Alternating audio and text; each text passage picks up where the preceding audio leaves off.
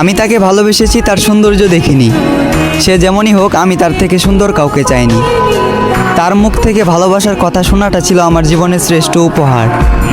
আফসোস, এটা ছিল তার অভিনয়। তবে আমার ভালোবাসাটা অভিনয় নয়, বরং তার এই অভিনয়ের কারণে তাকে পাওয়ার যুদ্ধে আজ আমাকে মানতে হলো হার। একটা সময় হাসির রাজ্যের রাজা ছিলাম, আজ সেই হাসিটাকেও হারিয়ে ফেললাম। আমি জানি আমি তার প্রথম নয়, বরং দ্বিতীয় ভালোবাসা ছিলাম। তবুও সে চিন্তাবাদ দিয়ে তাকে ফুলের মতো আগলে রাখলাম। আফসোস, সে ফুলের কাঁটাতে আমার জীবন গেল, যে ফুলটা একটা সময় আমাকেও ভালোবাসার কথা বলেছিল। খারাপ তো তখনই লাগলো যখন দেখলাম চোখের সামনে অতি আপন মানুষটা হয়ে গেল পর। চোখ দিয়ে ঝরলো বৃষ্টি, বুক দিয়ে বয়ে গেল কালবৈশাখী ঝড়।